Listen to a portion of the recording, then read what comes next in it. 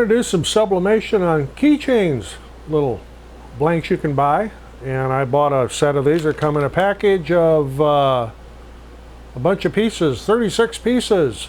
So you get hearts, you get circles, squares and rectangles, and you can sublimate on both sides of these. Make some custom keychains that come with the key rings and the little plastic clippy deals to hold the ring to the tag. We're going to get in. I'm going to show you how to do this. Nice, easy project coming up.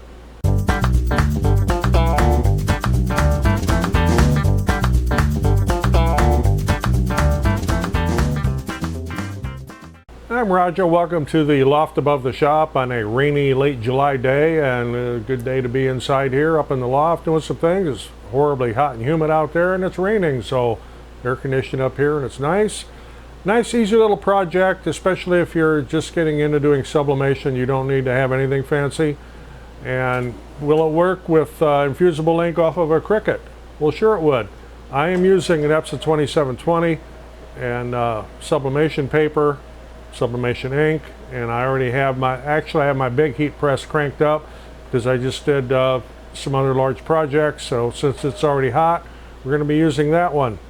As I mentioned at the beginning, you can get this whole 36 piece assortment set, and they're fairly inexpensive, and these will make some great gifts. Or maybe you're looking for something to sell at a craft show or a bazaar or flea market or something. You can customize and make all kinds of things. A lot of graphics available. I'm going to show you a few that I've chosen here to put on some of these. And I'll walk you through this step by step. It's not difficult. There's a few things you have to pay attention to. Okay, as I mentioned, I'm using sublimation paper. This one happens to be from InnoSub, which I use quite a bit. And my images here are mirrored. And I sized them to roughly fit these blanks. And I've got several different sizes here. So there's a couple different ways you could do this. One is you could place the, let's just grab one here. Place this right on the paper and heat tape it down and press them all at once. Might do that. Or you could cut them apart and do one at a time. If you're doing these in production, for example, to try to make some money at it, you're going to want to lay these out so you can just tape them all down and not have to mess around cutting them out. I'll take you over on the other table here, and we'll get these laid out, and I'll show you what I'm going to do here. I'm actually going to sublimate on both sides, but you can only do one side at a time. Okay, I've only got graphics laid out for 3 of the shapes here. I didn't do anything for the circles yet. Doing 2 of the hearts, 2 of the rectangles, 2 of the squares. Something you're going to have to make sure you do, and do not skip this step. There is a very, very thin plastic film on top of the sublimation surface. And I'm using a weeding tool that I use with my Cricut. But you absolutely have to pull this off. And this will be on both sides. And you'll need to, I suggest you take it off of both sides before you do either side. That way, if the heat soaks through, it won't fuse this plastic film to the piece, and you may not be able to get it off. So I'll go through and get all of these peeled off. Another thing you're going to have to pay attention to, and I don't know if you can see it or not, maybe I can make that adhesive dirty there so it'll show up. But sometimes not all the adhesive comes off when you pull that plastic off. This will come off with just a little bit of rubbing alcohol.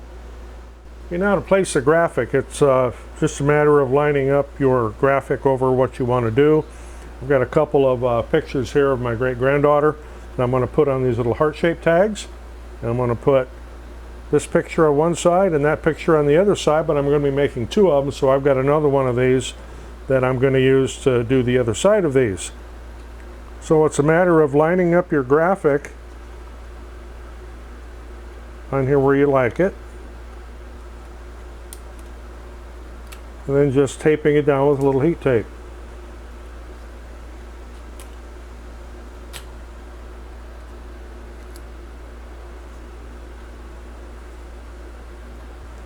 And depending on how you laid out your graphic, you may need to decide where that hole is going to end up for the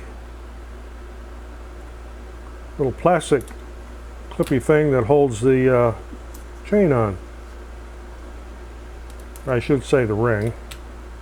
And you got to be careful where you put the heat tape so you don't get into the next graphic, which I almost did. Okay, now that I've got all the graphics in place, or I should say all my pieces in place and taped down, I'll take this over to the heat press and carefully turn it over because we'll want this side down. As I mentioned, I'm using the big heat press because it's already heated up and hot and all that kind of good stuff from some large projects I was doing earlier today. So I'll lay a piece of butcher paper down. You can also use parchment paper. Take our project here and carefully lay it down here turned over. Sublimation paper side up. Lay another piece of paper on top. We'll be pressing this at 385 degrees for 50 seconds.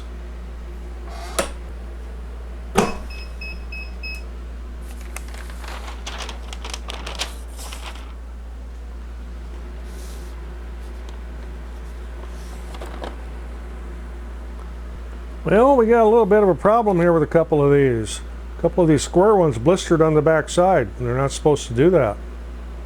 They'll let them cool off a little bit, and I'll take them off of there and see how they look. But boy, those are not supposed to pucker up like that. Okay, as you can see here, these really blistered up on these square ones, so I don't know what was up with that. On the other side, the graphic came out well, but I don't like the fact that these blistered. It only happened on the square ones. It didn't happen on anything else. Take this heat tape off of there, give you a little bit of a close-up of what that one is.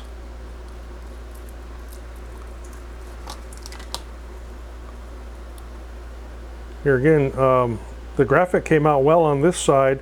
I don't know if there was just a manufacturing problem with those square ones.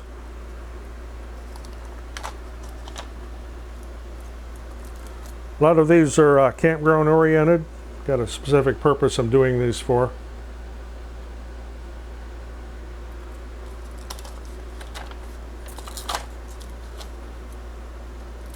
Well, this square one here only has a little blister on the back. It didn't blister up like the other one did. But I don't know that I'm going to fool around and try to use that. I guess we'll see.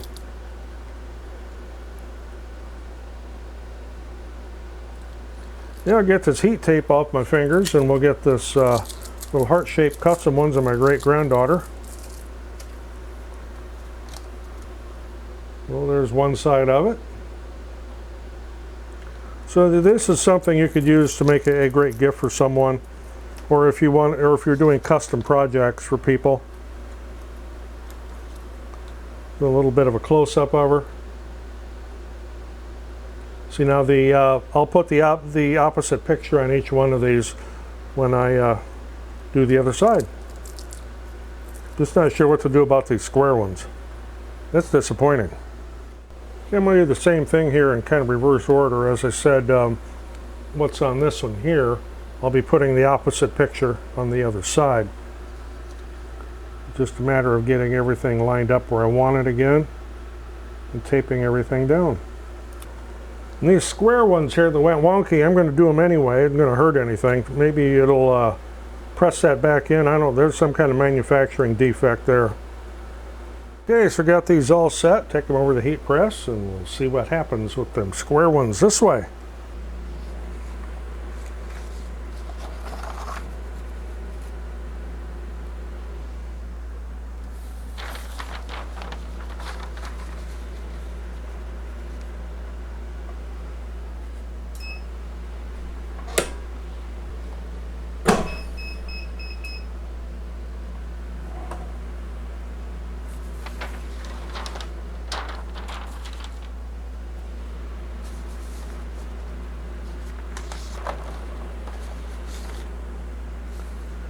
Well, everything stayed where it was supposed to on the other side of the square ones. Like I said, it had to have been a manufacturing defect for that one side to blister like that. We'll see what these look like after they cool off, and I can pull them off the paper. Okay, these are cool enough to handle now. So of course the rectangular ones They all came out just fine. No problems, no blistering. There's one of those square ones that had blistered, and it did push it back down onto the substrate, but you could still tell at one point that something had blistered up there. I don't know if that's showing up on the camera or not, but you can tell.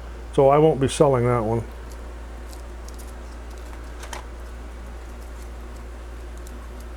And here again, it doesn't matter which side's up when you do this. For example, on this one here, got that saying on one side, camping rules on the other side.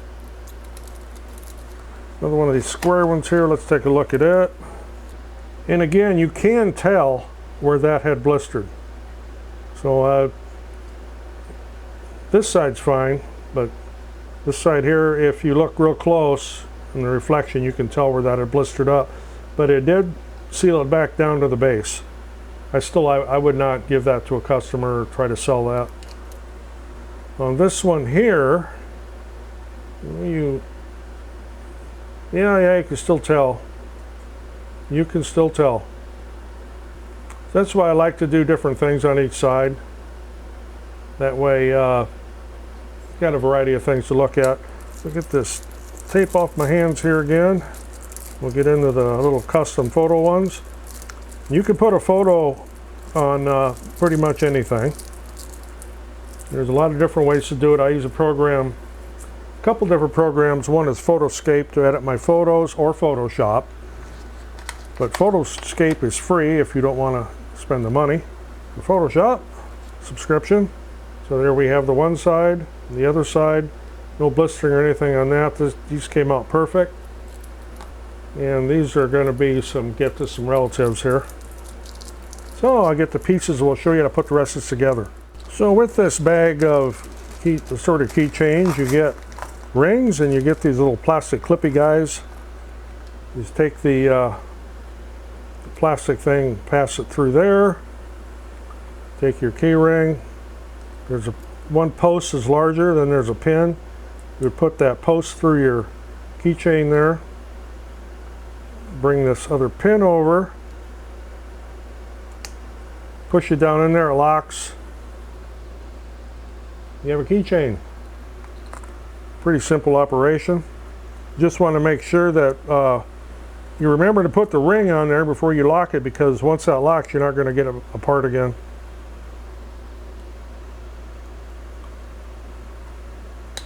And you got to squeeze pretty good to get that snapped in, but once it's snapped in, it's there. Just like that, and I'll get the rest of these done. Except the square ones. So there it is, a nice little easy project, inexpensive. As I said, I don't know what was up with the square ones on this. There was some type of manufacturing defect. These are not expensive at all.